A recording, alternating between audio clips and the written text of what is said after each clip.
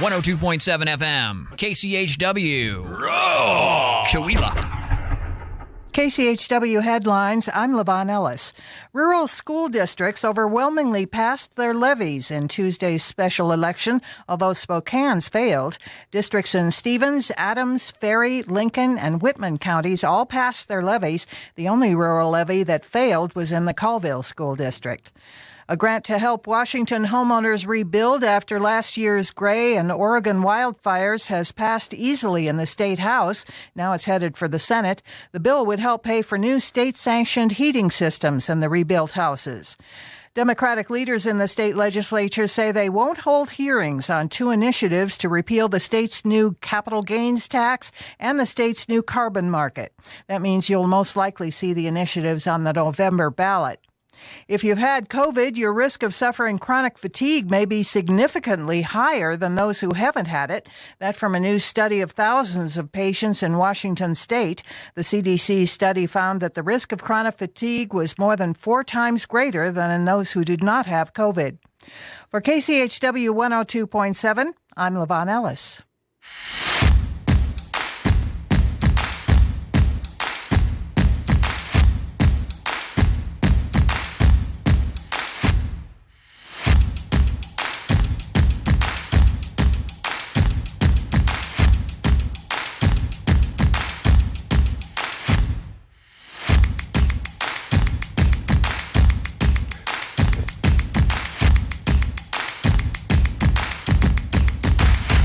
Good morning. It's KCHW Morning Show. It is Friday, and I'm here with Scott Allen. This is me, Chuck Ritchie. Happy Friday. Happy Friday. I am so ready for it. I even went out and got really dumb Friday jokes. Ooh. You're welcome. As opposed to dumb Thursday jokes? Yes. I don't think we've ever done a dumb joke on KCHW, have we? No, especially on a Thursday. Yeah. They're all good jokes, smart jokes. They're the best jokes. Nobody makes a better joke. We've got the best jokes. All right, 39 today is what you're looking for a high temperature and sunshine. Ooh, nice. Wow. Nice. Now that's going to take you all the way down to 18 tonight under clear skies. That's what happened to us yesterday. We had a nice sunny day, clear skies last night, and I woke up to snow this morning. I was just like, no, we're supposed to be done with this. We got a dusting. Tomorrow. We got a little dusting, and this morning was cold. I had to do that thing, where I kept the windshield wiper fluid going the whole time so I could see before it froze. Why don't you just warm up your car first? Nobody has time for that. Come on now. But it's Friday. Right. All right. Tomorrow, back to the unseasonably warm. 43 for a high, 30 for a low. Sunshine continues. Clouds moving in, though, over the nighttime. That's why you're going to stay around 30. And that can lead to a rain-snow mix on Sunday. That's at 40%, 38 and 31 for the high and low. Better on Monday, 46 and 36 with afternoon rain. Let's see, rain-snow mix for Tuesday morning. Right now, they're saying 43 and 35. And the rest of next week, you're going to be hanging out in the mid-40s and overnight lows above freezing. Mm-hmm. Wow, crazy stuff. As much as I like the weather, I'm a little worried about the fire danger this year.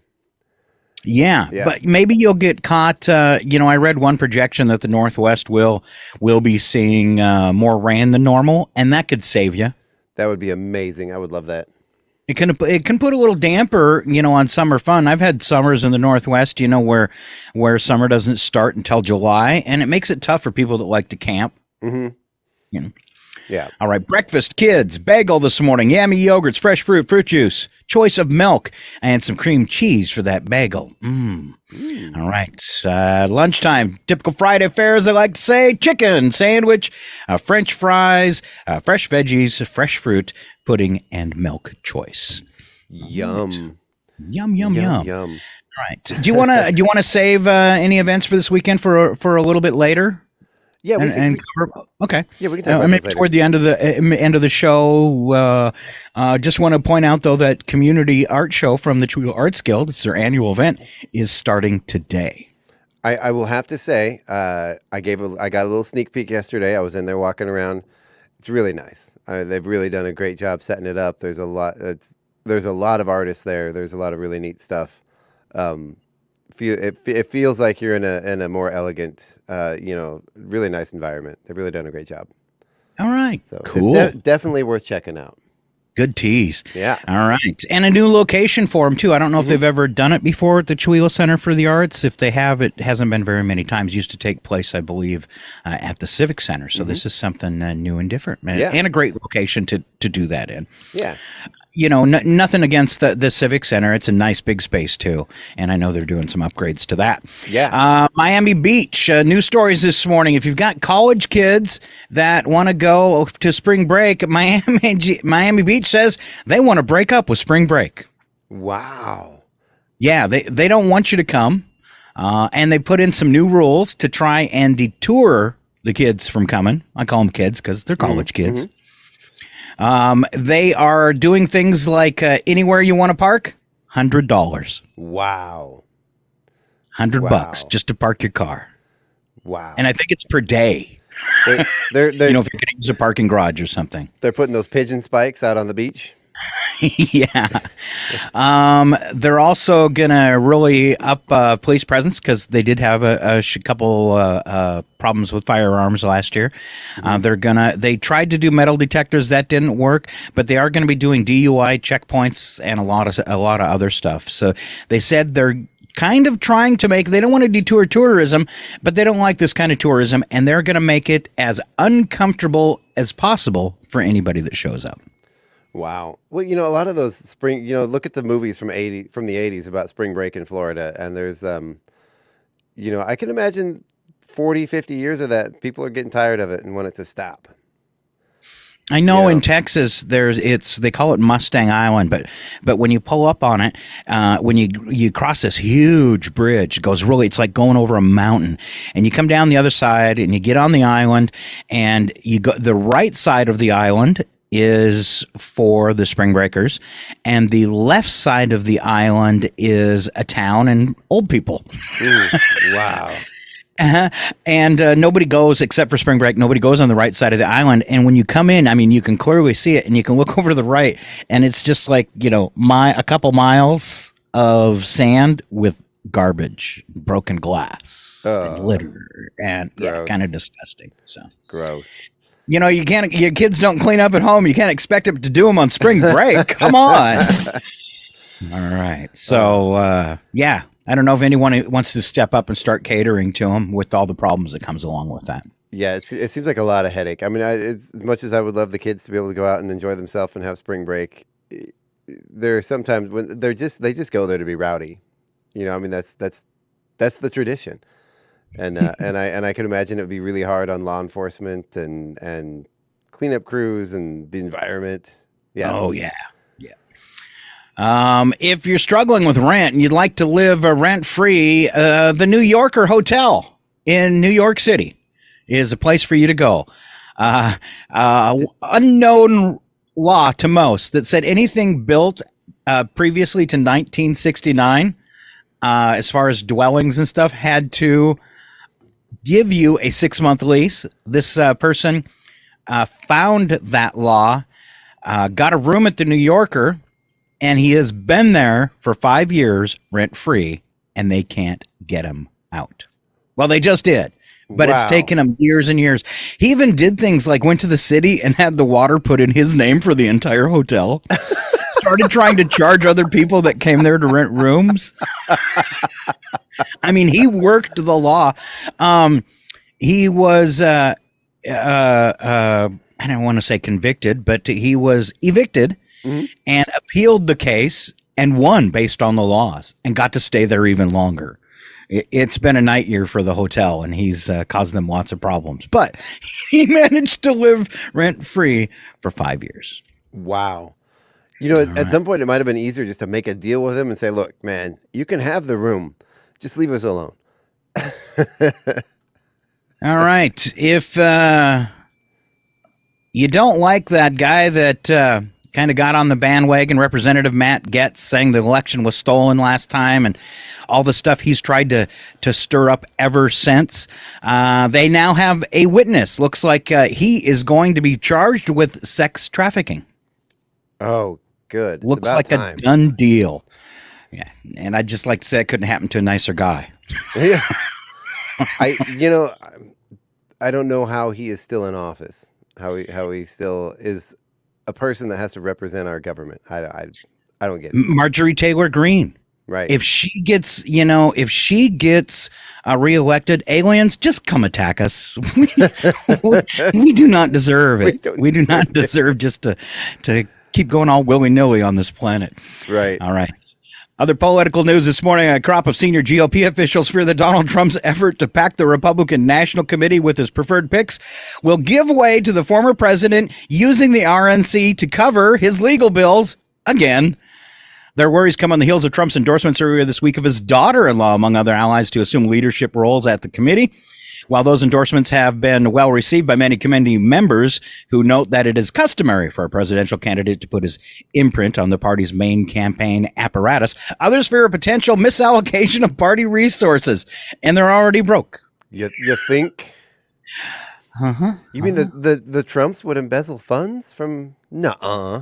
Oh no, No. they've got the loopholes, so these super PACs make it totally legal. He drained his super PAC of $50 million to pay legal fees so far, and I think that would be a problem for people like Jean Carroll who are suing him to know that, instead of him having to pay her out of her pocket, he used money or will be using money from people around the country that have donated to him becoming president to pay what he owes her. I don't feel really right about that. If you won in court, sorry, a jury has decided you're guilty. I don't think you should get other people to pay for your crimes. You should do like every other American, Mr. Trump, and start a GoFundMe. Listen, Milana Right? teach you how to do that. Yeah. All right. Other political news. If you have to wonder if the Republicans who live to serve Donald Trump, like the ones in the U.S. House of Representatives, trying their darndest to impeach President Joe Biden, ever get sick of sprinting headfirst into brick walls. They learned Thursday that one key of the cogs in the House impeachment inquiry of the president, the source of some of the biggest allegations against Biden and his son, has been charged by the Justice Department yesterday for lying. Basically, to use legal parlance, making up a bunch of crap. Wow. No, Yeah. Say it ain't so. And now that the Justice Department's involved and you've lied to the court, who knows what that could bring forward for him. All right. California man found with, get this, Chuck, 1 million rounds of ammo and 248 illegally owned guns in his house. And of course, they're illegal. That's a lot. I don't know if there's a limit. But he was convicted of a felony and wasn't allowed to have any guns. Wow. They're for hunting, Scott. If you have 248 arms. There's a lot of deer in his neighborhood. The pictures are ridiculous. They're all assault weapons. Wow. I mean, this guy was ready to arm a small militia. Wow. Scary. It's kind of like my dad's garage. Really? Oh, yeah. No, wow. Scary. Scary. My dad is a collector. He truly is. Yeah. Well, if that's a collector, that's different. This guy was arming for war. 1 million rounds of ammo. Wow. And 248, he was arming himself big time, and probably some friends too. All right, here we go. It is time for this morning's Bits and Breaks.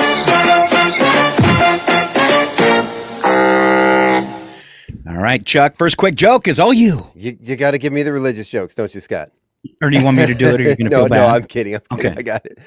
Priest is driving down to New York and gets stopped for speeding in Connecticut. The state trooper smells the alcohol in the priest's breath and sees an empty bottle of wine on the floor. He says, "Sir, have you been drinking?" "Just water," says the priest. The trooper says, "And why do I smell wine?" Priest looks at the bottle and says, "Good Lord, he's done it again."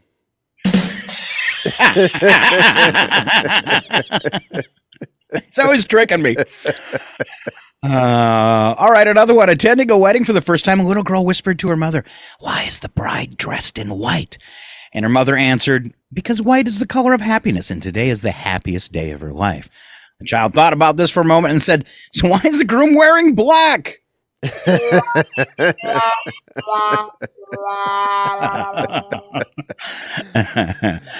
All right, Friday jokes. Let's go back on 4th of these, Chuck. Yeah.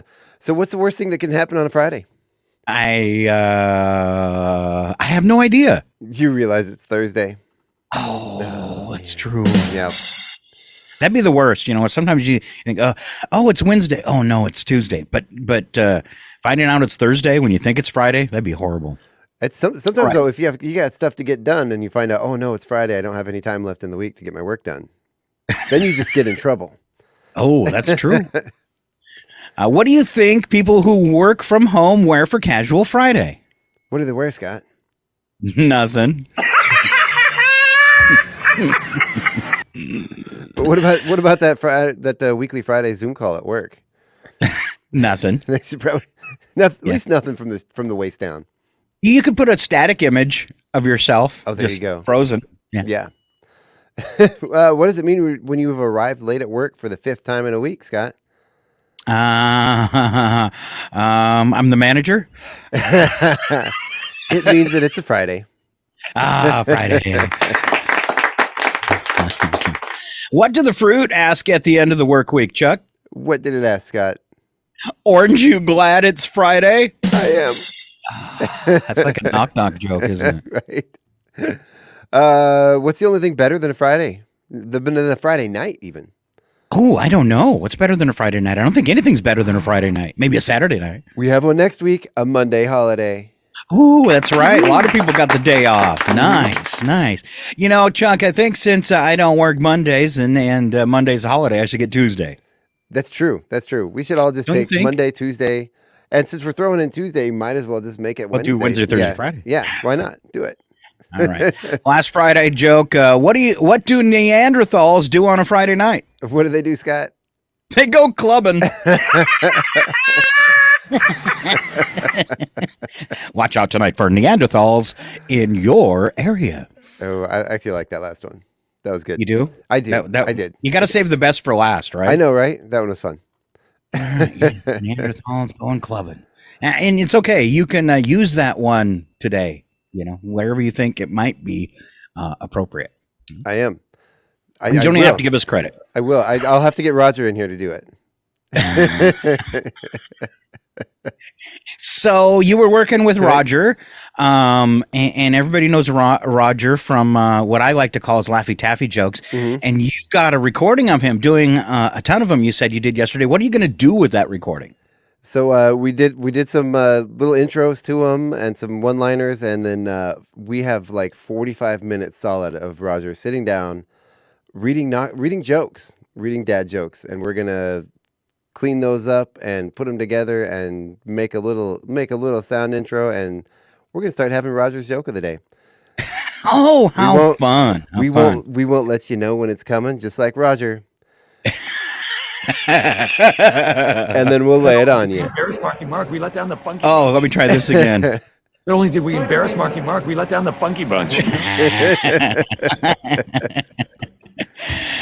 All right. 4 things you didn't know yesterday, and I think it's your turn. Yeah, so the most expensive Hot Wheel is a 1969 pink rear-loading Volkswagen Beach Bomb, valued at, get this, Scott, this is a Hot Wheel car, little tiny Hot Wheel car, $170,000. That's ridiculous. Don't you wish you had that in your collection, though? I do. Man. Have you seen the guys? They turned it into like a television show on cars. Yeah. It's a company that takes a Hot Wheel and then creates an actual drivable car based on that Hot Wheel. Yeah, they have somebody, usually an artist or somebody, an enthusiast, and they work with a team of mechanics and designers to make their vision come to life. I have seen the show. It's I only crazy. watched one episode, but that was just taking me way back. It's a lot of fun. You know, I have a lot of cars from the 80s, a lot of my old Hot Wheel cars from when I was a kid. one day, I don't know what it was. We were having a yard sale, just trying to get rid of stuff, and I'm like, get rid of it. And I put out my bin of Hot Wheel cars and sold them for like a quarter a piece. And then halfway through the yard sale, I came to my senses, and I was like, "What did I do?" And I was so sad. I sold some of my favorites from my childhood, and I kicked myself. I don't know why I did that, but I sold. You were thinking. I know. I sold a ton of them.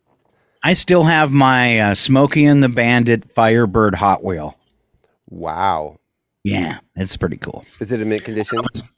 No, I played with it a lot when I was a kid. It's up missing hunks of paint. It looks like a Firebird that I would drive around. Oh, too bad. If it was in good shape, you could retire, Scott. Yeah, I wish. All right, what else you got? The longest time between two twins being born, 87 days. That doesn't seem, very possible, but I suppose one was premature. Yeah, maybe one was premature and the other one was late. Yeah. The world's largest desert is not the Sahara.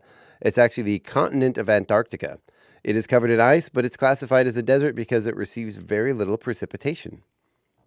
And one of the Middle Eastern countries, I think it's Iran, has claimed that they now own Antarctica. Is Antarctica its own country? No, there's no government there. There's no. Yeah. Are there people that live there? Yeah, I don't know what they plan on doing. Well, congratulations. You're welcome. Yeah. I love this last one. The word nerd was first coined by Dr. Seuss in his book, If I Ran the Zoo. I had no idea Dr. Seuss invented nerds. The word nerd. Yeah. Thank you, Dr. Seuss. Very cool, yeah. Making the world a better place, one story at a time. All right, tweet of the week. I have a phone interview today and someone told me to just be myself, so I'm not going to answer the call. You might need to work, though, so that could be a bad idea. Oh, I don't recognize that number. All right, don't look at the next part, Chuck, Okay. I'm going to see how many of these you know, okay? All right, this is Hollywood. I thought about... I found it yesterday, and I don't know where I stashed it, but I'd done it before, and it was presidential quiz questions. Mm-hmm. And since I had done it before, it was like, who were the presidents on Mount Rushmore? And it makes it kind of tough. And I think when you don't know those historical things that you probably should know, it can be kind of embarrassing for the person who doesn't know the answer. Mm-hmm. So I didn't want to do that to you. I thought it'd be funner to do Hollywood presidents. There we go. All right. So I'm going to give you like the name of the actor and who he played, and you tell me the movie. Okay. Morgan Freeman as President Beck. Oh, that was a Deep Impact. Good job. Yep. All right. Kevin Kline as President Dave Covey. Oh, I know that one. Dave. Yeah. I absolutely love that movie. That's one of my favorite presidential movies. All right. Harrison Ford as President James Marshall. In the Line of Fire. No, sir. No.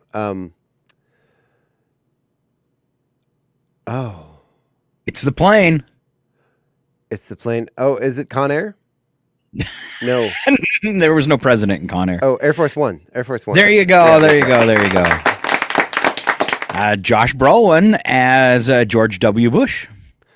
Oh, that was Don't overthink it. It was the one named after the vice president. Cheney? No. I don't remember the name of it. W. Oh, okay. W. Gotcha.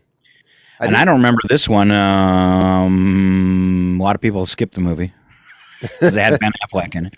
All right, John Voight as Franklin D. Roosevelt.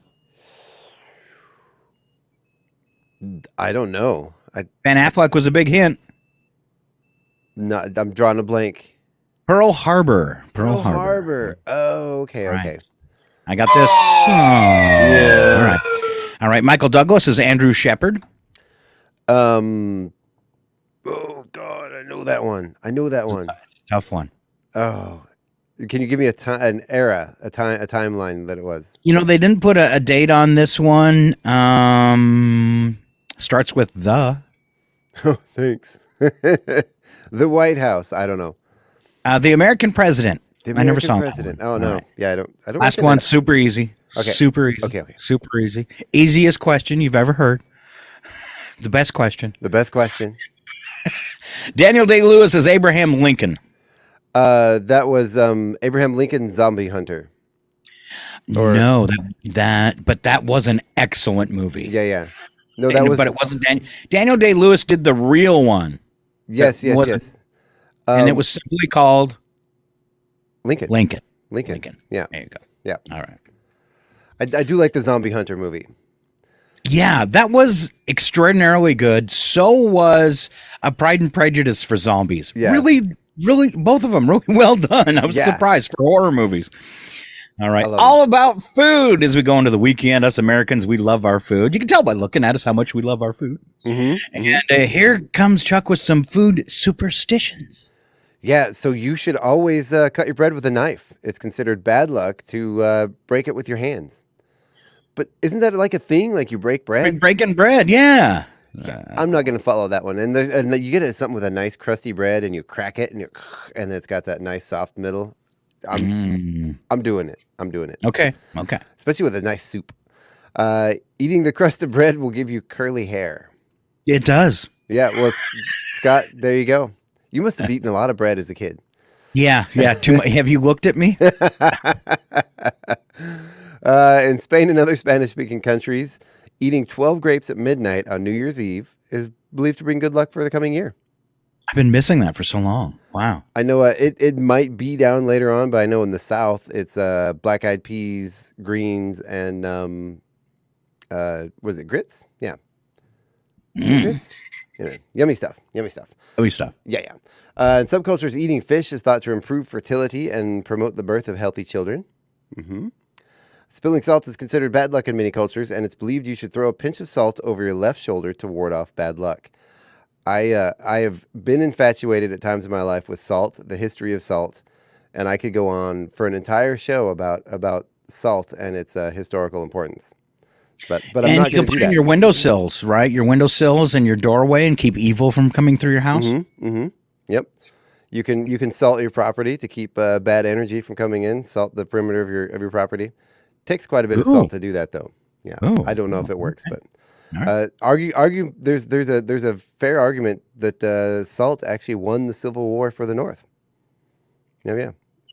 The same story. The salt won the war for the Civil War or for the South, for the North. I mean, good Lord, and also in that same story, in the same tradition, Tabasco sauce was born. As the family from Avery Island was driven to Mexico, where they discovered the Tabasco pepper, and meanwhile the North cut off the South supply of salt that was primarily mined from Avery Island, causing them to have sickness and illness because of the lack of salt in their diet. Yeah, it's pretty brutal. Anyway, sorry. The tradition of saving top tier of the wedding cake for the first anniversary is said to bring good luck and prosperity to the couple. Mm-hmm. And you eat it right at your first anniversary. Did you do that for many of your? One of them.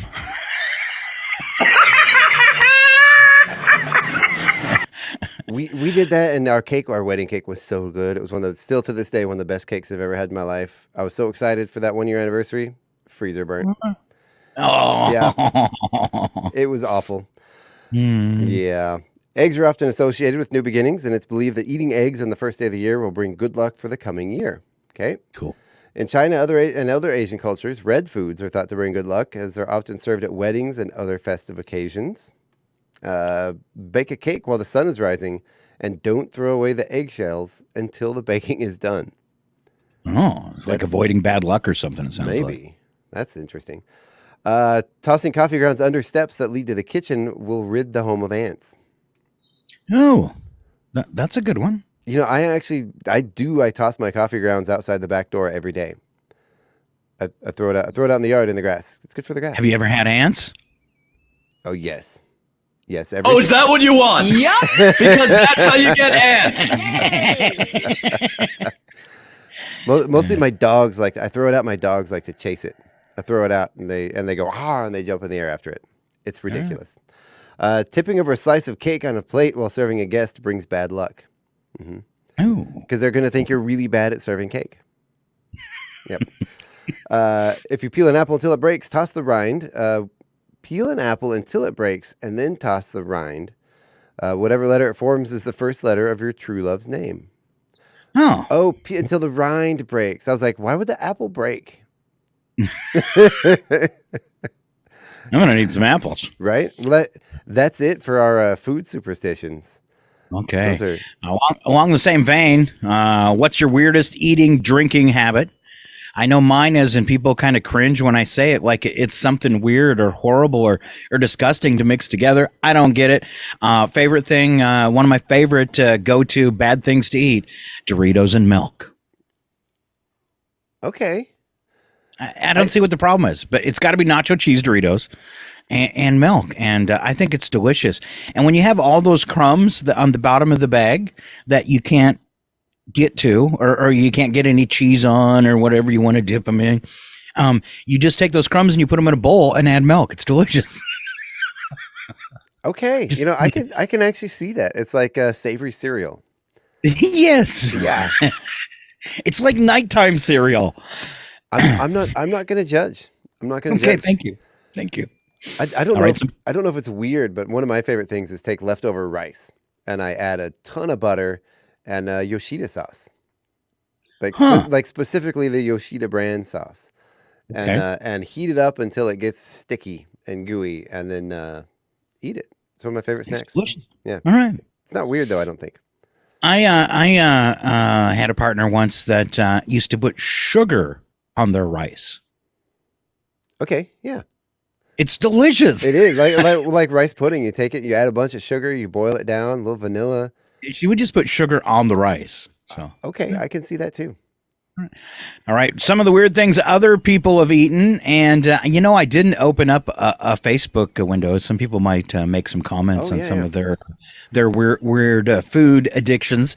By the time I'm done with this, and we could share those too if you can pop onto Facebook while I'm doing this. Yeah, All well- right. Let's see. Weird things other people have shared. I take my pickles off my burger and eat them last. I like pickles, but I don't like them on anything. So I get that. I would do the same thing if I accidentally ordered a hamburger that had a pickle on it. You know, Go I love pickles. We even last night we have a pickle pasta salad, which is an ode to the pickle. It uses an entire jar of pickles, and I soak the pasta in the pickle juice from the jar. I just dump it in there in a bowl while I do all the rest of the prep. So the pasta gets all pickly, and then we add the whole jar of pickles chopped up back to the pasta with Wow. some cheese. Yeah, it's ridiculous, but it's good. Don't invite me over for that. Okay? I brought some with me to the station this morning. I bet it smells. Sam Bauer says, "Yep, milk and sugar and cinnamon on rice, yummy. Milk, sugar, and cinnamon. Yeah, That sounds yeah. good too. That is good. Yeah. I agree." All right. Somebody says I add mustard to my mac and cheese. My kids do it too. Mhm. That sounds like an odd one. Another is my child. My brother would eat sticks of butter right out of their fridge under the cover of night. That's not good for you at all. No thanks. I would dip my uncooked spaghetti into peanut butter, and when they would inevitably they would break apart. I would try to dig most of them out. There wasn't a high degree of success with that, so more often than not, I just leave the little pieces in the jar. Wow, that would make me Uncooked spaghetti so and mad peanut if my kids did that. When I was a kid, they had grape tang instead of like orange tang. You could get grape tang. I never see it anywhere anymore. But I would get a jar of grape tang, and then I would eat it with a spoon, like it was that dipping stuff with the candy stick. Yeah, Lick-a-Maid. Yeah, yeah. I would just to open the jar of tang. I wouldn't use any water, and I'd just start eating it with a spoon. If I had grape tang, I would totally eat that with a spoon too. Yeah, yeah. All right. My kids and I eat cheese on our Oreos. I'll pass on that one. I will pass on that one. How about this? I eat my toast and grilled cheese so it forms the shape of an arrow. Okay. All right. With my breakfast biscuit, I eat the top of the biscuit, then I eat the bacon, egg, and cheese together, and then I eat the bottom of the biscuit. Whatever does it for you. This person says they never drink the last ounce of a drink. They're afraid of backwash. Yeah, I can see that. Yeah, that one's, I mean, wasteful, yeah, but legit. I get it. I never drink the last ounce of someone else's drink. Yeah, me either. What if that's all you did, though? It just drank the last ounce of everyone else's drink. Back when Jungle Jim was with the radio station, he did a stand-up at one of our concerts, and it was awesome. And he was telling the story of how he couldn't figure out why he would find all these glasses of water around the radio station setting on the floor. And he thought it was so wasteful, and he kept picking up those waters, pouring them in another glass, and drinking them. Can I take a guess? Then one day he said, "What's up with all the glasses of water setting on the floor in the radio station?" I said, "Oh, those are for my cat." And he's been drinking it. Oh my God. Wow. Wasting whatnot. Wow. Scott, I'm actually very happy to announce that they do make grape tang. They still do. It's just hard to find. Yeah, it's it's generally Spanish. It's uva, UVA, and you can order it online, but it does come from Mexico. Okay. Yeah. There's a lot of things like that have been discontinued in America that you can still find in other countries. Kind of cool. Mm-hmm. All right. Here's somebody says, "I like to eat a Kit Kat in layers, chocolate first, then the wafer, then the third wafer, and so on." I get that. How else are you supposed to eat it? Do you just bite into it like an animal? Yes. Wow. Isn't that horrible? All right. Let's see. I peel the outer layer of my hot dog, discard it, and then eat the inside. Ew. Oh, man. You know, sometimes though, if you get like a sausage, you can squeeze the inside out and eat that out, almost like a push pop. Really? Yeah, or like a Go-Gurt. A hot dog Go-Gurt. Yeah, that's just nasty. Oh, totally grossed out now. All right. Let's see. Are you sure we're on Facebook today? I am. Somebody posted. I just hopped over there. There we are. Just seeing if anybody else commented on what they like goofy to eat. All right. Let's see. Then got a couple more here. I peel my grapes with my teeth and then eat the skin before I eat the insides. I've heard of people doing that before. I don't know if I'd like to sit across from them and watch that. No, not eating the skins. When I was little, I ate fistfuls of uncooked oatmeal straight out of the tall round box. Yuck. Right. No, thank you. We used to have Jell-O picnics. We'd swipe boxes of Jell-O powder and packets of Kool-Aid powder and go eat them where our mothers couldn't see us. Kind of like the Tang thing. So yeah. I'm feeling it. This person says, "I eat all the toppings and cheese off my pizza. Then I eat the crust." A kid that does. I actually have a kid that takes the toppings off and then just eats the crust and gives the toppings to the dogs or me. Huh? Yeah. Or me. Dads are great for that. Sometimes I'll just add it on top of mine. This person says, "I used to eat mustard and ketchup hot dogs, like a hot dog, minus the hot dog." I could see that. My wife eats mustard sandwiches. Really? Yeah, she likes them. I guess when you don't have anything else in the fridge, it could be a thing, but I don't know. I thought of a weird thing I do, and I don't know why I started doing this, but I still do it. When you open a can of corn, I will take a spoon and have a few bites right out of the top of the can of the corn. Just room temperature, straight out of the can. I don't know why, but I love it. Yeah. Don Olson chime in this morning, and he's one of our newest board members. Yeah. He says, "Chicken in a biscuit smothered in easy cheese." Yes. That particularly was also one of my childhood favorites. I love chicken in a biscuit. So did my cat. It was always a violent experience trying to eat chicken in a biscuit. She would see that box, and man, she'd come coming, and she was violently trying to get those out of your hands every single time. I had a cat that was like that with Pop-Tarts. Mm-hmm. You would think that'd be a weird thing for an animal to want to eat. Well, dogs, they'll eat anything. They just have their one thing, man, that drives them nuts. Like mine with chicken and biscuit. My dogs, when I pick up my coffee pot, they go nuts. Weird. Because, like I said, I throw it out in the yard for them. They like to go chase it. So I pick it up, and they think it's playtime because they're going to go get the coffee. Yeah. I get it. I Yep. get it. All right, time check. It is 8:03 KCHW Chihuahua. Let's move into just a little bit of trivia. The following program is closed captioned for the thinking impaired. I want to ask you a bunch of questions. I want to have them answered immediately. All right, so we've got, if I toggle back to Facebook, we've got Don listening this morning and Sam.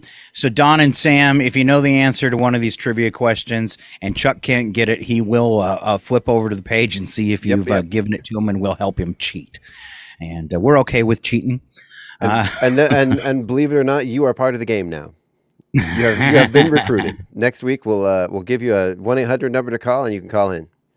All right. Here's your first trivia question, and I'm sorry, it's sports.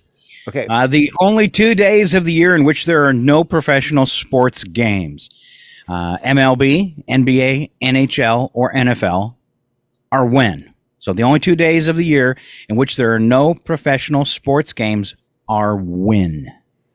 It's definitely not Christmas or New Year or Thanksgiving, because those are actually big sports days. Yes. Is it New Year's Day? Is that one of them? It does not have to do with a holiday. It doesn't. Oh, so they're just random days of the year. Yeah, I would never get this. I have absolutely. I'm not even going to guess. I don't even have a clue. Maybe you can tell me why. It's the day before and the day after the baseball All-Star game. Is it to give the players a rest for the World Series? No. Is it because they're drinking the day before and then they're hungover the day after? No, it's really dumb and really obvious. They're traveling. Yeah, there you go. All right, so the day before and the day after the baseball All-Star game. These days are known for the absence of games because the MLB players need to travel to and from the All-Star game venue, and the other major leagues are usually out of season during this time. That didn't quite work out during COVID, but that's how it works. All right, next trivia question. Okay, I'm ready. In a survey, 21% of adults said it was difficult, very difficult, or impossible to do what this year? And your hint that I will give you is this just happened this week. To find a date on Valentine's Day. Oh, not a date. Very difficult to afford all the candy and flowers. Not quite. It was really difficult to find a... It's not a date. Go to Facebook. You better go to Facebook quick. I should. No, nobody's helping me. Well, nobody's gonna hear this until a minute from now, Scott. Oh no, it's much faster on that on Facebook. Oh, okay, good. Yeah. No, I'm drawing a blank again, Scott. It was very difficult or impossible. We've established that it was Valentine's Day. What was it so difficult to do? I have this problem. Get home from work before your spouse is mad at you for coming home late on Valentine's Day. No, it's so difficult to find a gift. A gift. Oh, gift. I almost said it's difficult to find candy, but I mean, how is it difficult to find a gift for Valentine's Day? It's everywhere. Mm-hmm. So everybody online sent 120 trillion of these together. Not at the same time or anything, but and what were they? Emails? Emails. Easy enough. Yeah, sounds right. All right. We have Luther Crowell to thank for his 1872 invention that made grocery shopping a little easier. What was his invention? I'm going to say the shopping cart. It is not the shopping cart. It does not have wheels. It doesn't have wheels. The basket? Not a basket. Not a basket. Not a basket. I knew you were going there next. Is it the barcode? It's probably probably too early for the barcode. It's something in the checkout process. It was 1872 when he invented it. The cash register. No, but that is a most excellent guess. Yeah. Because I know they had cash registers before electricity. Yes. So we have an old secondhand store here. And they had the upstairs antiques, and so I was going up there to check out the antiques. The most fabulous cash registers from the 1800s. Now, they were thousands of dollars. They were working. They were absolutely beautiful. There was one that I imagine it would take at least 4 people to carry. Wow. Yeah, huge. Old cash registers and old typewriters are just, to me, works of art. They were so ornate and they were so beautiful. But it wasn't the cash register. This is one thing you would really appreciate when you got home. The grocery bag. The grocery bag. There you go. Bag. Okay. All right. Breakfast bingo. 5 questions. Each answer begins with a corresponding letter in the word bingo. Form of cooking done in an oven. Baking.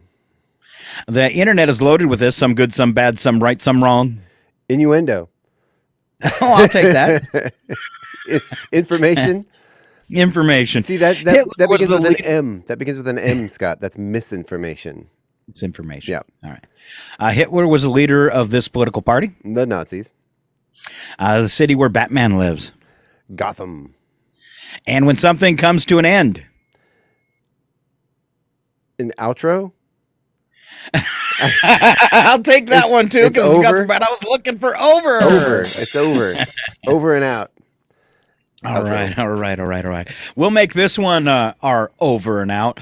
Answer wrong and win with Chuck Ritchie. Okay. I'll tell you, Chuck, if you answer wrong and win, we'll let you have Monday off. Okay, cool. I'm ready. What sport uses a field that has objects laid out in a diamond pattern? Diamonds. Cougar hunting. Is that a sport? Okay. Yeah. Name a continent known for its polar bears. Some people might get that joke, Scott, but you got to buy your diamond, though. Name a continent known for polar bears. That would be the beaches in Florida. Yeah. Should a president of the U.S. pass away, who takes over his job? Well, his daughter, obviously. Look for Henry Turtle! It's a twister! All right. Ziploc is a brand name for what household item? Child restraint device. Wow. Wow. Did I say that out loud? Wow. That's I'm picking up a heavy, creepy vibe. I creeped myself out with that one. Yeah. I just wasn't ready for that answer, I guess. On that note, we're going to go to break. Thank our wonderful sponsors who support public radio in Stevens County. And, of course, bring you a little bit of news while we reset, come back with local birthdays through the weekend. We've got a whole bunch of goofy holidays. We always wrap up the show with some incredible odd news and sound effects. But you got to stay right here on Northern Lights Public Radio. We are KCHW 102.7. You're mocking me, aren't you? Yep. You'll be very careful out there today. We're at Terror Alert Orange, which means something might go down somewhere in some way at some point in time. So look sharp.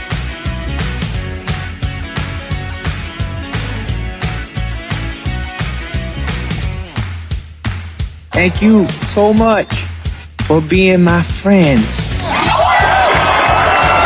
You can do it!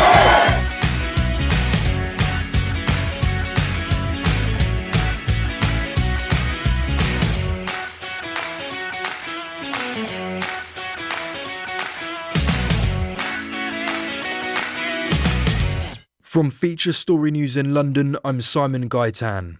Russian opposition figure Alexei Navalny has reportedly died in prison. Navalny was the country's most prominent critic of the Putin government and had been serving a 19-year jail sentence at an Arctic penal colony. Julia Chapman reports from London. Russia's prison service said that Alexei Navalny went for a walk on Friday morning, started to feel unwell and then collapsed. They say medical workers were unable to resuscitate him. Navalny's political team has sent a lawyer to the Arctic prison facility to confirm the news.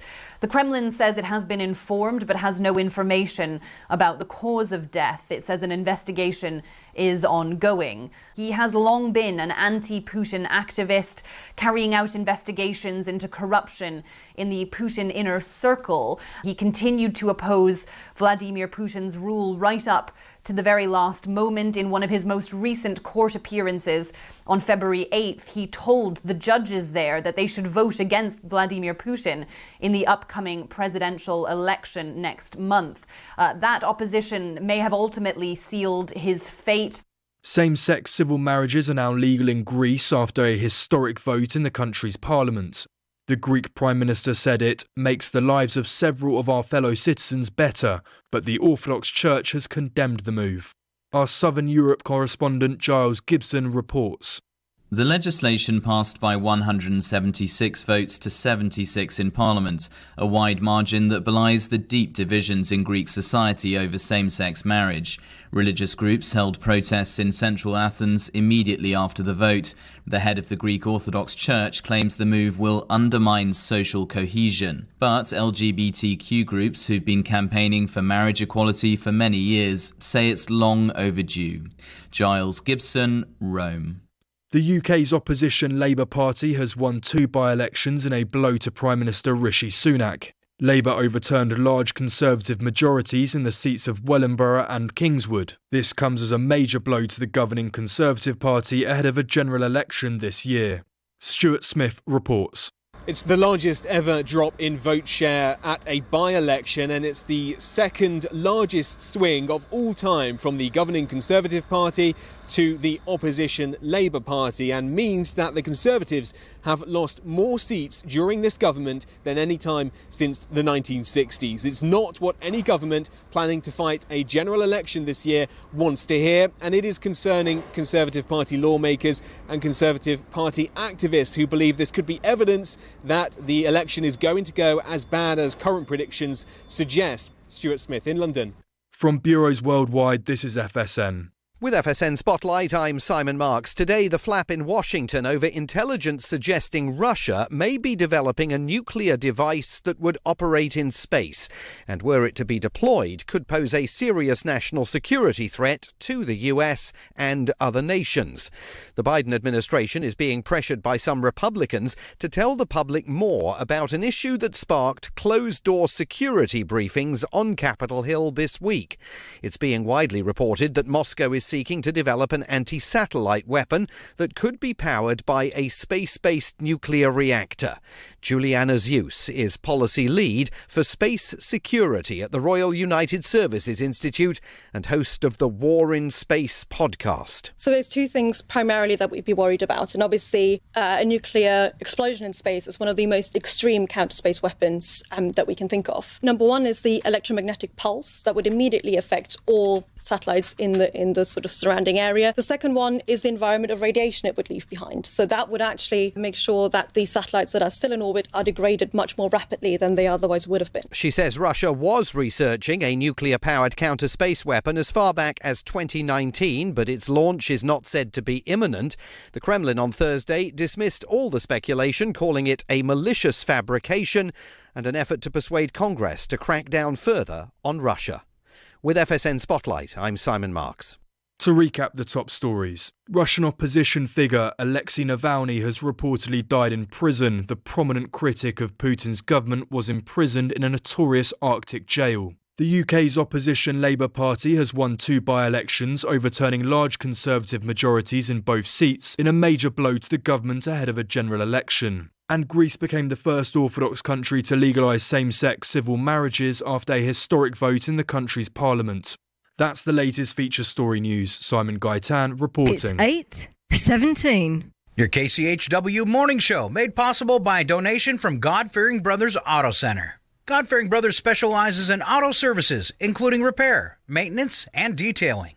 They also stock a full selection of tires, make glass repairs, offer towing, and have an auto sales lot on the corner of Highway 395 and Main Street at the light. For more information, you can visit the Auto Service Center at 806 East Main in Chewelah. Find them online at godfearingbrothers.com or by phone at 509-935-6414. KCHW-FM thanks God-Fearing Brothers for supporting public radio in Stevens County. And by Chewelah Flooring. Chewelah Flooring at 214 East Clay in the 3rd Street Mall offers a wide variety of products including carpet, ceramic and porcelain tile, vinyl and laminate planks, and vinyl sheet flooring. Chewelah Flooring carries products for both commercial businesses and residential homes, including brands like National Flooring, Dell Tile, Mannington, and Mohawk. They also offer blind repair. For more information, you can visit online at CheWelahFlooring.com, call 509-935-8021, or via email at CheWelahFlooring@gmail.com. Chewelah Motel and RV Park. Chewelah Motel and RV Park, located at 301 South Park Street in Chewelah, offers 14 single or double rooms, each with a refrigerator and microwave, in-room coffee station, Wi-Fi, cable, and 58-inch screen television. 2 Airbnb options are available, both with full kitchens, coffee, and a 65-inch smart TV. They also feature 26 full hookup RV spots with 30-amp service. For reservations, they can be reached at 509-935-4763 or CheWelahMotelandRVPark.com. Chewelah Motel and RV Park, 301 South Park Street in Chewelah. This is KCHW 102.7.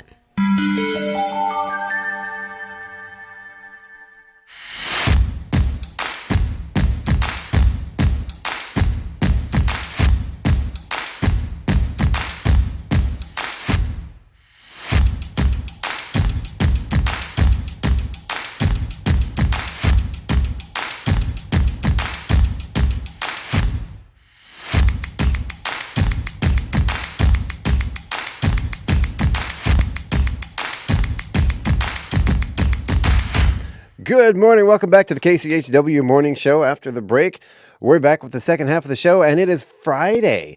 Friday today, Scott. Finally, Friday. I forgot to turn on my microphone. I almost did that. The song was playing. I'm like, whoop. That would have been a fun show. Their lips are moving, but I don't hear anything. Just Scott and Chuck on Facebook making funny faces at each other. Like a typical Friday. All right. Let's see. My favorite thing for this segment is a story in today's odd news about Delta Airlines and some maggots. Okay. And I've been in this thing where I've been, instead of doing just one sound effect, I have racked it up this year, and I like to do the montages of sound effects and clips from movies. So I have, and it was just fun to write the title. I have a maggot montage. Are you speaking of the small wiggly creature, Scott? Yes. Okay. Yum. Not those other ones. I hate those guys. And it's a horrible name to call somebody. It is. All right. Let's start off with some local birthdays through the weekend with the one and only Chuck Ritchie. Yeah. And I got to say, they actually have on the Lions Club calendar the Chewelah Arts Guild Community Art Show that we're going to be talking more about later. Again, all right, we'll save some time for that. Yeah. So today we have Jada Jones with a birthday, and Chris and Penny Borders have an anniversary. Then tomorrow we have Clyde Miller, Rhonda Shaylock, Janice Berea, and Bob Beto with birthdays. All right, you're getting better at those local names. I know, right? I know a lot of these people. I do. Every once in a while, though, some of them trip me up, and I just don't know if I'm pronouncing it right, but I do my best. So if I ever pronounce her name wrong, it's with good intentions. I got lucky because I went to high school here. So, so there's some that come up. I think, I've corrected you before and stuff on pronunciation. So that actually helped me a lot on the birthday calendar. Well, I feel like I know a lot of people here. I've been here for 8 years now. And to me, Chuck. That is the longest I have ever lived in one place. It's the magic of Chewelah, I guess. But yeah, and what's really funny is I got to let everybody know this is Chuck was actually talking about moving.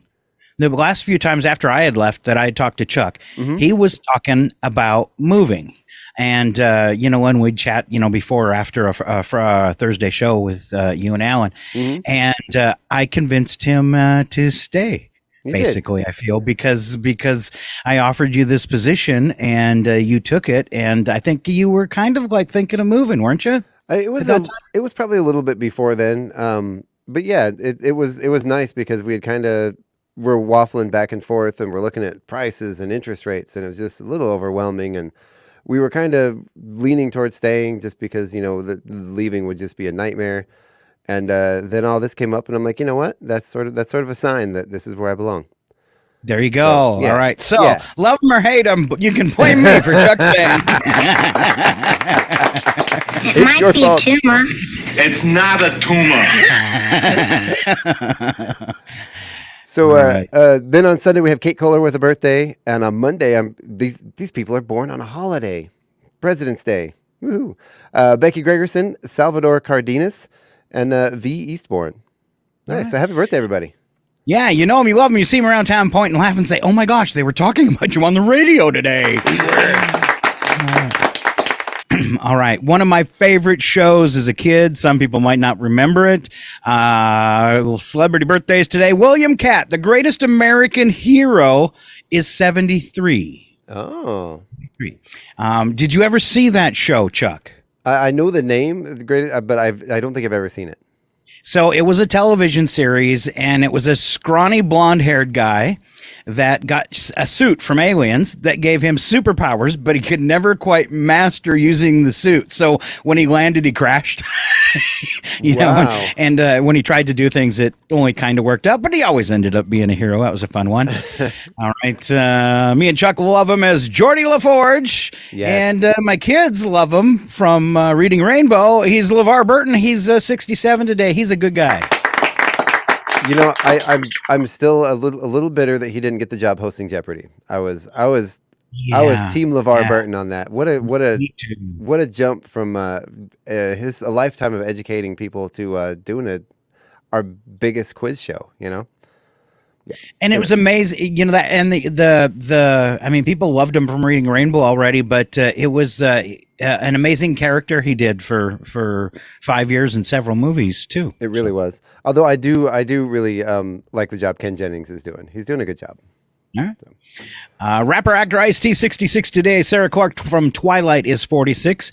Mahershala Ali, Oscars for Moonlight and Green Book, is 50. Elizabeth Olsen from the Marvel films turning 35. If we look ahead to Saturday, it's Renee Russo. Oh. She is turning 70. Thomas Crown Affair, Lethal Weapon movies. Richard Karn, Al Borland on Home Improvement. The funniest part of the show. Lou Diamond Phillips, best known for Sing It, Chuck. La la la la la bomba. Yeah, sorry, I'm not. I should have given you. Let's do it one more time. Oh, I can't give you the echo. I can only do me. That would have been great with a little echo. Lou Diamond Phillips turning 62 today. Larry the Cable Guy is 61, and people will probably disagree with me. I have never found him funny. I don't either. You know, so I got to tell a little story. I used to do property maintenance for a property management company, and there was a tenant in one of our buildings who he thought he was Larry the Cable Guy. I don't know what, but I'd go over there and he would just like inundate you with like his Larry the Cable Guy impersonation. I don't know if it was just the same personality type, but he would do, get her done. And he always wore the tank tops. I'm like, oh, yeah. Yeah. How about this? Here you go.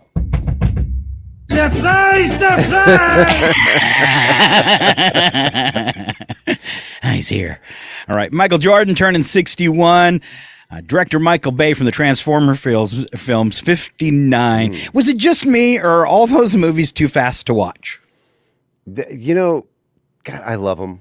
I haven't seen like the last 12 or 13 they've made, but the first few were really good. And I don't know if it's just because maybe I'm a little older, but I always wished, because I mean, I'll watch anything action, sci-fi, you know, but I always wish they would slow down the robots fight scenes just a hair so I could see everything that was going on. It's so fast when the robots are battling, and I'm all about the robots, baby. That's right. Yeah. I for one welcome my AI robotic overlords. Okay. As they come. I'm on your side. Hey. Be nice to me. You know, AI taking over, could it really be any worse? We're not managing it very well. You know? Yeah. If it was a sympathetic, kind-hearted AI that was worried about the good of all and the planet and could balance all that? We sure can. Right. Maybe it can. All right.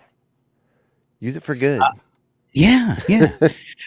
I don't know if it'll work out that way. Yeah, Dominic Purcell from Prison Break in a lot of movies. He's 54. Denise Richards, Starship Troopers, Real Housewives, Beverly Hills, 53. Jerry O'Connor from a show I really like, Tuska Sliders. He's turning 50. Jason Ritter. Good show, Sliders. Yeah, I love that show. Yeah. I mean, you go back and watch it now. It's a little nerdy. But it was a fun show, especially the first few years. Like a lot of shows, it went on maybe a season or two longer than it should have.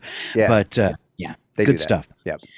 All right, and really, Jerry O'Connell's the only thing he's been known for besides Pretty Wives. Mm-hmm. Yeah. Jason Ritter from Joan of Arcadia, 44. Joseph Gordon-Levitt from Inception, 43. Paris Hilton, 43. Cord Overstreet from Glee, 35. Ed Sheeran, 33. Jeremy Allen White from The Bear, Shameless, and The Iron Claw. 33. All right, I'm taking too much time on these, aren't I? Oh no, because I keep interrupting you. No, I keep interrupting myself. Yoko Ono, 91 today. 91. And, wow. Dennis DeYoung from Styx, 77. I really thought since Styx has had a new lead singer for the past decade or more, I thought he passed away. Wow. 77. Sybil Shepherd from Moonlighting, 74. John Travolta, 70. Vanna White, Wheel of Fortune, 67. Greta Scacchi from Presumed Innocent is 64. Matt Dillon from There's Something About Mary. There's a funny movie. Crash. That's 60. That's a movie I haven't watched since it came out because there's nothing new coming out that's pretty much any good a lot of times. Yeah. So there's something to go back and watch. Something About Mary. I also think that's one that with our current, I guess, social dilemma. Things happening in the world. That's one of those I don't think aged well. I think there was some humor in there that might not be as well accepted today as it was when it first came out. You could be right about that. There's a lot of those. Still funny. It was funny then, though, wasn't it? It was. It's still funny. I watched it a couple years ago, and I'm like, oh man. You're saying I shouldn't have encouraged people to watch that? No, watch it. All right, Molly Ringwald, Breakfast Club, Pretty in Pink, 56. Fitness and TV personality, Jillian Michaels, 50. And Sarah Sutherland, who's Catherine on Veep, is 36. I made it all the way through the weekend. I want to go back to John Travolta. Not a huge John Travolta fan, not a hater either, but did you see him over the holidays as Santa Claus? Yes, and a round of applause for that because that was very, very well done. He was awesome. I think he should be our new he should just be Santa Claus now. I mean, he was Santa Claus. That was amazing. I bet you a Christmas present that he will be like Kurt Russell next Christmas and he will be Santa Claus in a movie. I bet money on it. I hope so. Because, man, it actually gave me goosebumps. I was like, oh, Santa? He is real. And he's been suffering a little bit from doing all the B movies on Netflix. Yeah. I mean, as far as his career and his probably street cred, he's been doing a lot of bad movies. So we need to rekindle John Travolta. And look, you know what is most impressive at his age? He could almost dance. I know, right? And then I'm the same age and I can't dance. You can dance if you want to. Yeah. Now don't get me started. All right. Let's go through special events through the weekend and we will move along, Chuck. Yeah, it's Do a Grouch Favor Day, Tartar Sauce Day, Friday, Fish Friday, which goes along with Tartar Sauce Day nicely, Caregivers Day, Women's Heart Day, Almond Day, Innovation Day, and then tomorrow, what were you going to say something? No, just innovation. Come on. Then tomorrow is World Whale Day, Champion Crab Races Day. I've got some crab cakes in my freezer. I'll race to those. I used to work in a club, and sometimes we'd, to start the night off, we'd give away some huge prizes, and we'd do crab races, but they were little robot crabs. And a box of sand we brought out, but crab races. I love it. Sorry. No. It's Cafe au Lait Day, The PTA Founders Day. Is that the Parent Teacher Association? Probably. It is. Yeah. Red Sock Day, just the one. Not Pangolin Day, which I believe is a little marsupial, right? A pangolin. Okay. No, it is. You're so smart. You're so well read. Cabbage Day, National Caregivers Day, Women's Heart Day, Random Acts of Kindness Day, World Human Spirit Day, and then for Sunday, Hold on. Let me. I'm going to make you skip back because I had to look it up because Red Sock Day just sounded kind of odd. It wasn't obvious at all. All right, so that is the third Saturday in every February. 1 in 5, and this is kind of important. 1 in 5 adults over the age of 60 have a condition called peripheral artery disease, PAD. Many don't even know they have it. National Red Sock Day on the third Saturday in February raises awareness about PAD, its risk factors, and what you can do. Oh, okay. I thought maybe it had something to do with college dorm rooms the day after Valentine's Day. I don't know. I thought it had something to do with the Red Hat ladies. Oh, yeah. Yeah. And then, so Sunday we have just a few crab stuff flounder day. Okay. As a takeoff of they're racing to the flounder, I guess. It's battery day. Drink wine. I have a thing. You wouldn't believe. I have a thing about batteries. Yeah. What's that? I don't know. I'm just saying it's a stupid thing. I have way too many batteries. Yeah, I know. I had to clean a bunch of them up around here. They were all dead. I don't know. And then things that charge by the sun. Yeah, it's my thing. You know, so we were sitting in our living room the other day. The kids had been trying to figure out some old toy they found in the closet, bring it back to life. Changing out batteries. Turns out it wasn't the batteries. So we had all of our battery stash sitting out on the coffee table. One of our AA batteries exploded randomly sitting on the coffee table in front of us. What? Like flash a light and everything? I don't know if I wasn't looking at it directly. I don't know if it actually had a flash of light, but the whole base of it was like, the cartoons when the shotgun explodes, and it was a really loud bang, sounded like an M80 going off. And battery acid everywhere. It was a mess. And it was loud. Wow. And immediately the kids were like, all right, that's it. We're throwing away all the rest of the batteries. And I'm like, no, I just ordered those off Amazon. We have a ton, and they're expensive. That is, being a geek, I have never seen that happen. I've been, so one thing, especially for girls too, shavers. There's all sorts of things that already have rechargeable batteries in them. So whenever I have a shaver that goes out or it doesn't shave anymore, very good anymore, because I like electric shavers, I'm going to go get a new one. I always bust it open. Sometimes they look the same size as a AA, but they're each 3.7 volts. Mm-hmm. And sometimes they're actually AA batteries. They are heavy-duty industrial rechargeable batteries that you cannot buy over the counter. Oh. Maybe you could do some research, but they're batteries that are sold to corporations for these kind of things. Just like the old cell phones, you could take them apart and there would be a 5-volt battery in there, which would power a lot of stuff. But yeah, I never throw anything out like that because especially in some items like that, like the shaver, it doesn't work anymore. The head's getting worn out, but it still charges great. Yeah. Old cell phones or cordless phones, if you busted them open, there was 4 rechargeable AA's in there. So if you were getting a new phone for some reason, maybe some portion of it broke, there was some really good batteries in the back of that stuff. But with all that geekiness, I never seen one just sit there and explode. I've accidentally made one arc weld, which a 3.7 volt lithium battery, that like the kinds they put in the solar lights, they will burn your house down. Wow. Yeah. I once made a hydrogen generator that ran off of a 18-volt DeWalt battery.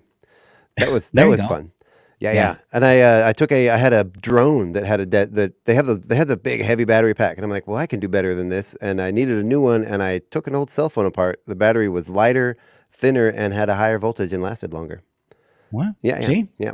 All right. So next week on Geek Squad. Right. Sorry.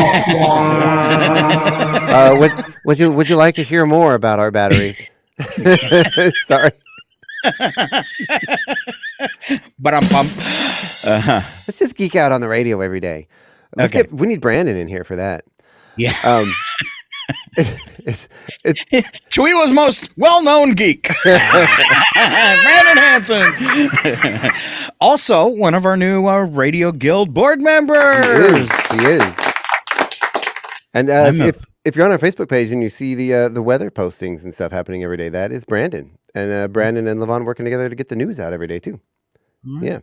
It's very, very cool. I am padding the town, so I, slowly keep disappearing. So today is also, Scott, you're going to appreciate this one. Speaking of nerd talk, it is Pluto Day. Ooh. Yeah. Pluto. Which I believe has been reinstituted as a planet, hasn't it? I don't know. Neil deGrasse Tyson ruining everyone's. Yeah. I don't know. It's weird. If you talk to an astrologer about Pluto, That's not mine. I'm telling you, baby. That's not mine. I don't even know what this is. This sort of thing ain't my bag, baby. And I give this one a thumbs up, Scott. Today is Thumb Appreciation Day. I give you 2 of them. For all you thumb suckers. How many of you out there still do it? Raise your hand. Okay.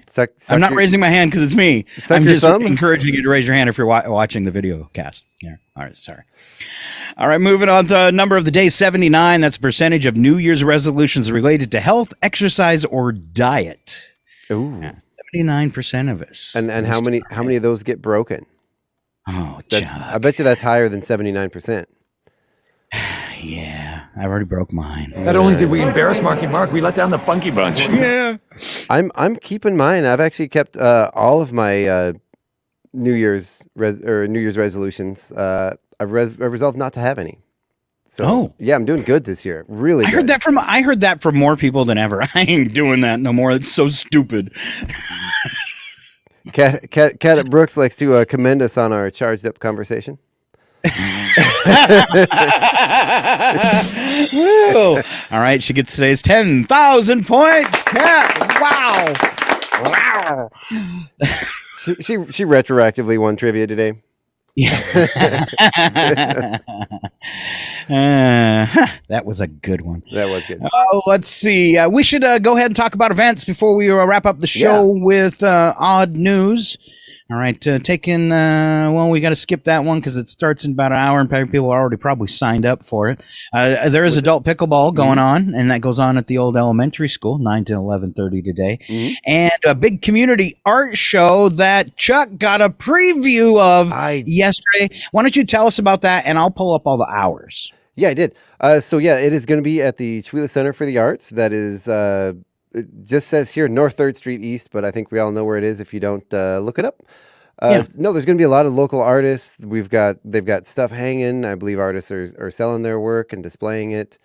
I don't remember if there's going to be any refreshments or not. I'm assuming since it's a theater, they usually do that.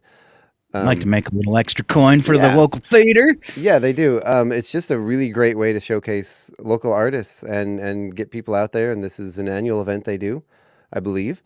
A fun one for this one at the Creative District and a lot of the other organizations in town, really, especially after COVID, really trying to get together and combine efforts to make events.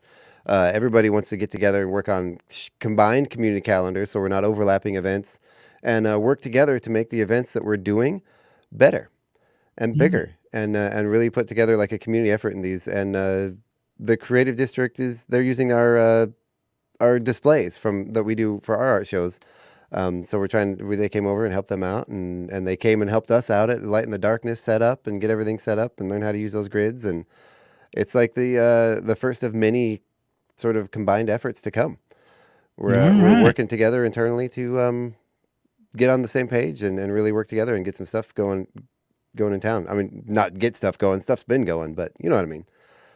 The poster for this event with the Chihuahua Arts Guild, some people have probably seen it around town. The poster is amazing. The art that's on the poster, the painting, and it looks like it might be a vase or whatever. Both very, very cool. Right, so let's do that. It's the 16th and 17th from 1 to 5. So today and tomorrow from 1 to 5. And then Sunday, just a short one, from noon to 3. Mm-hmm. Go. All right. And I believe that pottery on there is from Red. From Red? Yeah. Okay. I don't know. Do you know Red? She's I don't think so. Okay. I've heard the last name is escaping me, but I'm not going to say it anyway on the air. But she's a local pottery artist, Nimred. She does a lot of stuff for the Creative District and the Arts Guild. Amazing human being and a wonderful, wonderful artist. It sure looks cool. Yeah. So. Yeah. All right. Anything else coming up this weekend? I got to back up now. Yeah, I do too. I got it. All right. Let's see. We got Doug McQuain. He does a Blues and Brews Jam at Firehouse every weekend. Fired Up Pizza. He does that show on Wednesday nights that we like to call Dirt Road Blues with Dirt Road Doug. Mm-hmm. And you can check him out live, usually every weekend. So, every Sunday doing that jam. Yeah, that's kind of cool. That's at 4 p.m. over there. And that's fun to just be able to show up and, bring your acts and sometimes maybe even borrow one if somebody's, Right. open to that. Well, if you do go there, it's always, Doug McQuain, one of our DJs, his wife, Sally, who is a regular volunteer at the radio station. Old Man Mark, who is our Friday night DJ. He's often there jamming with them. It's just a lot of local musicians kind of getting together and getting to see who's out there. And I do love... I don't want to promote the event too much, but I have been there a few times when people who have never performed before get up and just blow people away. That's cool. Yeah, it is cool. And not to make everybody jealous, but I'm going to say it on the air. I got a Valentine present. Sally McQuain came in. She roasts her own coffee. And she came in and brought me a bag of roasted coffee beans for Valentine's Day. Oh. Yeah. And was it delicious? It is so good. I'm drinking it right now. Yeah. Really good stuff. All right. So take a late lunch today if you're going to be gone over the weekend. 1 to 5 community art show from the Chihuahua Arts Guild. There you go. At the Center for the Arts. That's a lot of art, baby. So, all right. Would you say Chihuahua is artsy fartsy? It is. You know what? And to that, I want to make an announcement here. This is actually the first public announcement. We just got news right at the beginning of the year. The Chihuahua Creative District submitted for a grant to put in some permanent vendor spaces at the Friday market area, a land acknowledgement at the beginning of the market area, like a sitting bench with a little stage, and the basis for a rotational sculpture garden. We got our grant. Wow. Yeah. Wow. And you guys had this all worked out with the city and stuff beforehand? Yep, with the city. We have city approval. We're going to redo the electrical at the Friday market. We're bringing in our neighboring tribe to come in, and they are going to design the artwork for everything and help us with the land acknowledgement that's going to go into the entrance to the market. Wow.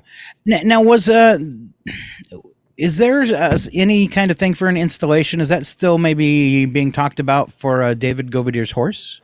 That I believe, I don't want to talk too much about it because it's not I've been helping with it, but it's not my project. But I believe that's been kind of put on hiatus until the springtime because they couldn't do the installation during the winter anyway.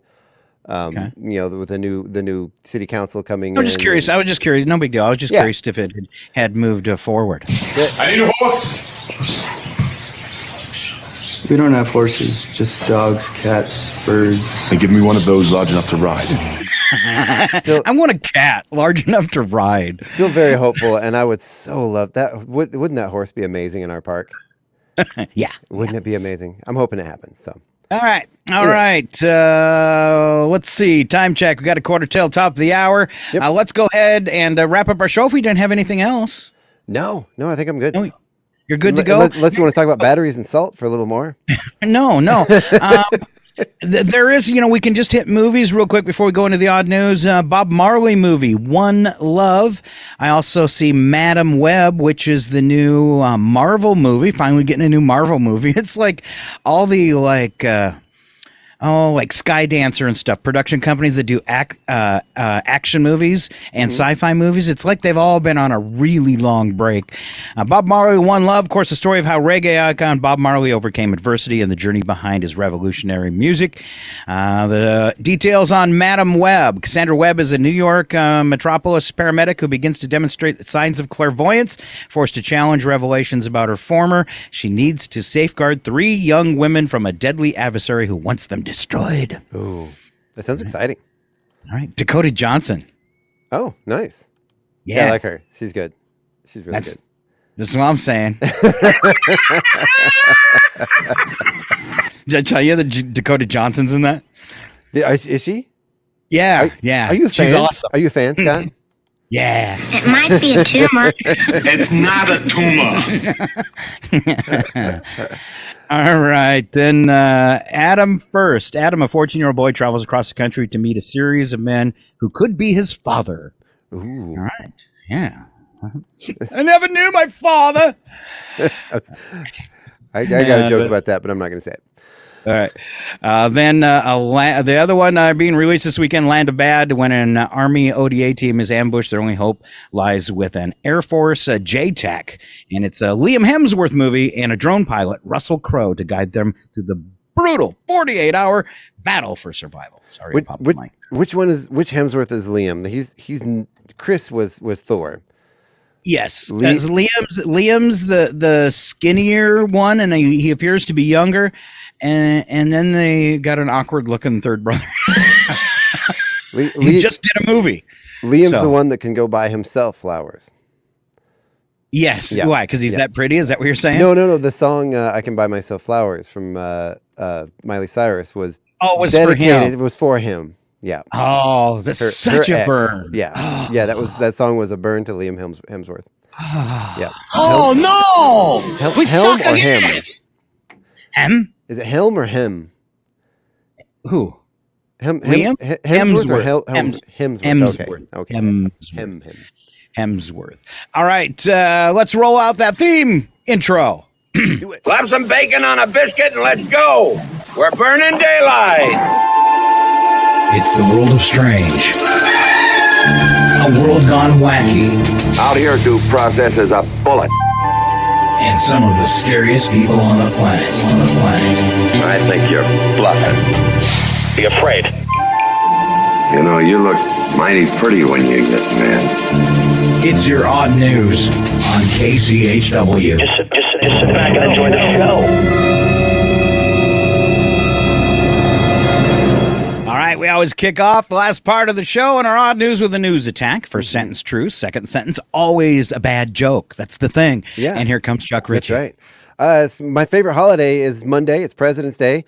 Tell you why it's my favorite holiday. It's the day I don't have to buy gifts, send cards, or make up any excuses for why I forgot to buy gifts or send cards. Okay, then. Good day to buy a mattress, though. Hey, I was on the wrong day. And a couple of them are pretty good. Oh. Yeah. It says the CEO of YouTube is leaving. She shared her resignation on TikTok. So this is from the year ago today link. Yeah. All right. Oh. And remember, Tesla's recalling over 360,000 vehicles because of faulty self-driving software. Software keeps trying to drive the cars to Ford dealerships. Elon Musk had to say, "That's not mine. I'm telling you, baby, that's not mine." I don't even know. Sorry. All right, back to today. Go ahead, Chuck. Did that happen a year ago? Has that been a year already since those? Yes. Wow. Yes. It seems like that just happened a couple months ago. Yes. Okay, so in Italy, a man's car was stolen and crashed while he was asleep in the back seat. That's why I always keep my bed in the garage. Trunk. Yeah. Survey found about a quarter of Americans incorrectly believe that the sun revolves around the earth. And about 90% of all social media influencers believe the world revolves around them. Insert Trump joke here. Yeah. Oh, no, there's not enough room for that. A bill in Florida would prevent the removal of racist Confederate statues. We can't tear down these statues. They're part of our heritage. Well, so are flip phones and AOL CDs, but we moved on, didn't we, people? We did. We did. Yeah. All right. This is crazy. Americans spend 4 times more to fix damage to their cars caused by bad roads than state highway departments spend on repairing those roads. You think? That makes more sense. All right. My car's in such bad shape every time I go down any kind of street that has potholes in it, the damage it causes actually increases my value. That's fair. Like things get jiggled back into place. I once had a friend who had a Mercedes. Mm-hmm. And way too much money, probably. And every time he hit a pothole, he would sue whoever was responsible for that road. Oh. For a front end alignment. Did he get it? Did he ever win? Every time. Wow. I don't know how many times he actually went to court over it, but he always got a front end alignment. And I was like, wow, maybe we should all start doing that. Isn't that horrible? Wow. And that's today's, let's see, bad thought. When you first started that, I thought you were going to treat us to a limerick. There once was a man with a Mercedes. But I couldn't think of anything that rhymes with Mercedes. All right. I think we're back to you. We are. Bill, no, I already did that one. This one's crazy. I just did that you already one. read it. That's why it's crazy. According to a study, you can be born bad at math. Huh. Yeah. Wait a minute. Wait, that doesn't add up. That was bad. Does school have 2 L's? All right. Skull. DNA shows dogs are humans' oldest companions, and somehow they're still not tired of us. about the only species they would of have wildlife abandoned that us is. a long time ago. I know. Wow. They're just in it for the treats, and the food will be dropped in the kitchen. So researchers say that the key to lasting marriage is gratitude. Yeah, you're grateful you don't have to go on any more blind dates. Dating period. Dating kind of stinks. I'm not gonna lie. I mean, I 100% I'm with her because I love her and I would never imagine being with anybody else. But there's always that tiny little bit of thing that, like, man, I could never leave my wife because I'd have to date again. Wow, Chuck. it's a tiny little thought in the back of your head, and I wouldn't anyway, but that thought every once in a while, and we have these discussions like, man, we're stuck with each other because no, thank you. You can do it. All right. Yeah, we've been together long enough. We started dating before internet dating really got big. Oh, and I can adding that twist to it, especially, just sounds like a nightmare. Yeah. No, thank you. It's a heavy, creepy kind of vibe. Ooh. All right, on to Wacky But True. We don't add anything to these, but television and movie sound effects for story up. There was a robber at a house in Mountain Home, Arkansas. Here we go. 2 men had pounded on the front door just before midnight. When the 3 homeowners opened the door, they were confronted by 2 masked men with guns. Residents didn't have cash, so one of the robbers said he'd take PayPal.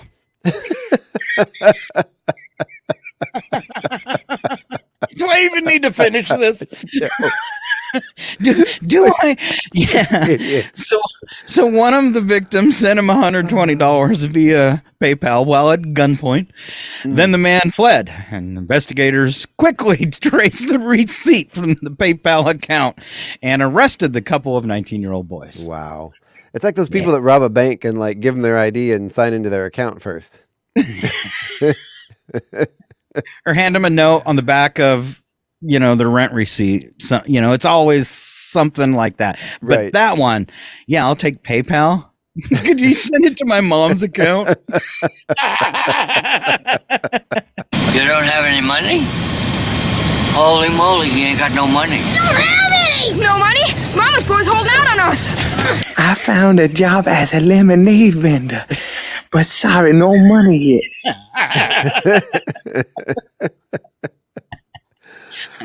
So police in Chile were wondering who lost their appliances. Along a stretch of highway, police found a like-new refrigerator on the side of the road. A few hundred yards away, also along the highway, was a like-new stove.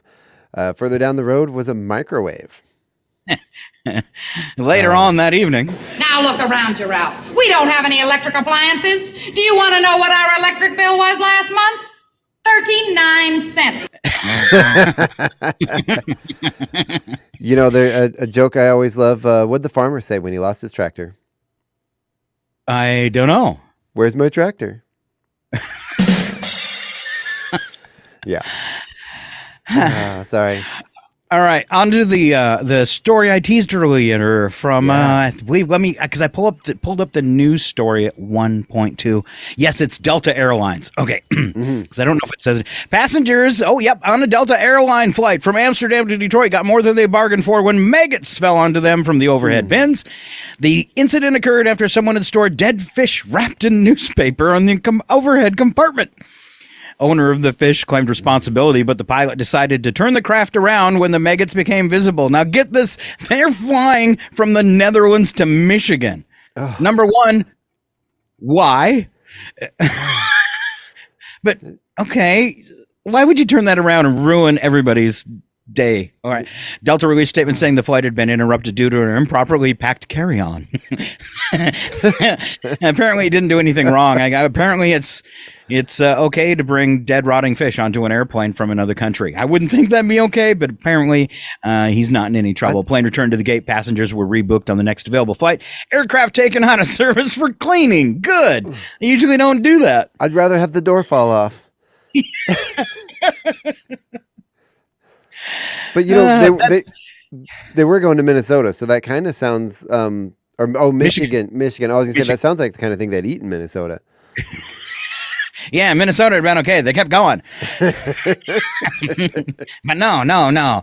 All right. They are reimbursing people $800 in miles if you were on the plane. I guess you get an extra 8,000. 8,000 airline miles is probably a good deal. They did put everybody up in hotels and give them $30 meal vouchers, but the town they were in was super expensive, so that would only buy you a candy bar. Right? Yeah. And maggots, they use them like in healthcare for different things and stuff. So it wasn't the end of the world. Oh, you little maggot! You make me want to vomit! I have seen the unholy maggots which feast in the dark recesses of the human soul. Must have been buzzing around a dung heap all day. Come on, Francis. You're making the maggots cry. Then I come back to the world, and I see all those maggots at the airport protesting me, spitting, calling me baby killer and all kinds of vile crap. May whoever did this die 1,000 deaths. May his stinking, maggot-covered corpse rot in the fiery depths of hell. Thank you for your kind thoughts, Giuseppe. Those are all the maggot movie clips I could find within 15 minutes. I want to play the first part again because I love that guy that always plays the general. Oh, you little maggot! You make me want to vomit! All right. That's what Arlie Emery? Yeah, Lee something Lee memory. There you go. Emery. Yeah. All right. Our memory's not so great. It might be a tumor. It's not a tumor. Yeah. A 35-year-old woman entered a gas station in St. Petersburg, Florida, wearing no clothing and wielding a vegetable peeler, which she threatened to kill staff members with. She told police she had consumed 6 shots of liquor before waving the peeler at workers and knocking over a display of Red Bull drinks. Deputies responded to the scene, and the woman was taken into custody. It takes me at least 8 shots of liquor before I'll do something like that.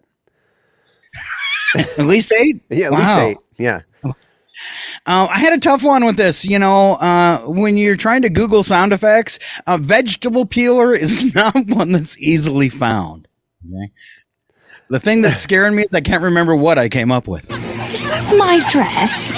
Oh, no. Don't you think you may want to put some clothes on? You look a little older without your clothes on. I mean, without a dress, you look older. Yeah. I mean, younger. You look. Okay, so I went on the whole thing that she was naked. Okay. Now I remember. Kat is on fire today, going back to the your maggot story. She called it Carry On, Carry On. He double charged him. Is it carry on? I don't know.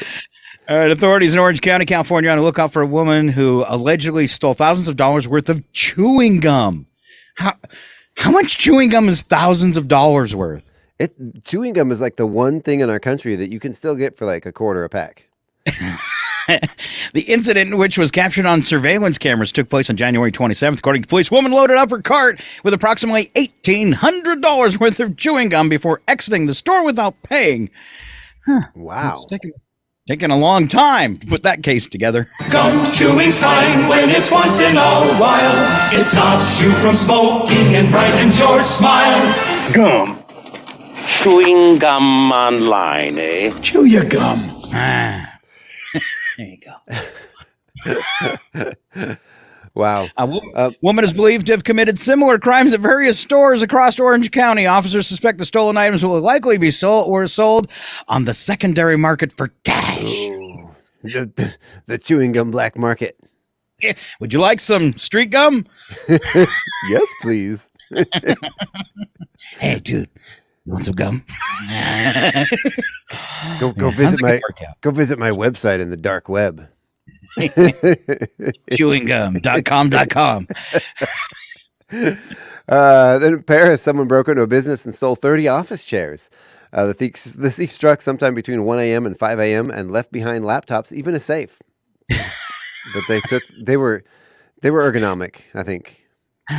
This is something about a chair. I can't borrow any more chairs. There's only one left in here now, and I need that to sit on. Only one. Only one. Only one. All right. Do you think you can say this guy's name? Jason. I can't even say Jason. No, so apparently he can't. But thanks for trying. I'm just teasing. Try it. Where's Brzezinski? I no idea. Jason B. Wow. Where's Joel Wazinski when you need him? Right? It's JASONBRZUSZKIEWICZ. That just looks like a bunch of jumbled letters. If I see your name on the community birthday calendar, I'm sorry, I'm skipping it. Jason's having a birthday today. Jason Brewski. Brewskowitz. Oh, Brewskowitz. I bet you it's Brewskowitz. Yep. Okay. Yep. Okay. Jason drove past a gate and onto Florida's New Smyrna Beach. He then drove into the surf, getting his pickup truck about halfway submerged. Lifeguards headed to the scene in case there was a medical emergency and called in the sheriff for assistance because the beach was closed due to high surf. He was being arrested for failure to pay beach access fee. So apparently this dude wasn't even drunk. Okay. So after he was being arrested for failure to pay the beach access fee, he said to a deputy, "It's not my fault the truck don't surf."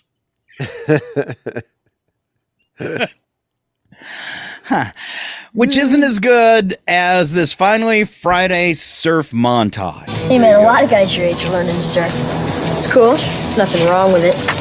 I think I met you at a surf bar, didn't I? With Spicy. Well, maybe not with Spicy. We definitely at surf bar. You know, surf bar. Then we'll ride horses on the beach, right in the surf. Do you ever fear for your life? Well, Sue, I'll tell you, surfing's not a sport. It's a way of life, no hobby. It's a way of looking at that wave and saying, "Hey, bud, let's party."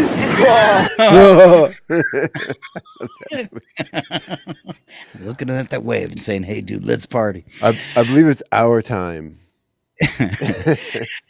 All right. Let's see. My final words are: do not forget to go support the Chewila Arts Guild and the big art show going on, the Chewila Center for the Arts, 1 to 5 today, and then both Saturday and Sunday as well. Yeah, and then you can stay tuned right here tonight on KCHW from 6 to 8 p.m. for the best classic rock and more with Old Man Mark. He's going to be live in the studio. Then from 8 to 10, we're going to be trapped in the psychedelic era with The Hermit. Then sticking around with The Hermit for Days of Confusion from 10 to 11. Oh, it's some great. If you're a classic rock fan, tonight's your night. There's some good stuff. Mark comes on. He plays some really good stuff. He does a lot. He brings some stuff from the vault, man. He gets some stuff out. So, hey, man, is that Freedom Rock? Yeah. No, good show. Good myself with a K-Tel record. And on that note, thank you, Chuck. And to you and yours, have a great weekend. You're listening to KCHW 102.7. For being sorry. I heard dead air, so I fired off a sound effect. I was waiting for you to say an outro, Scott.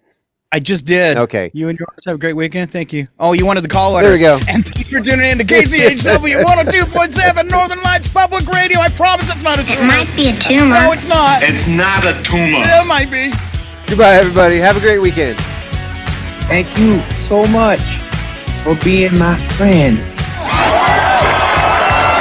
You can do it! Support local artists. Support your local community radio station.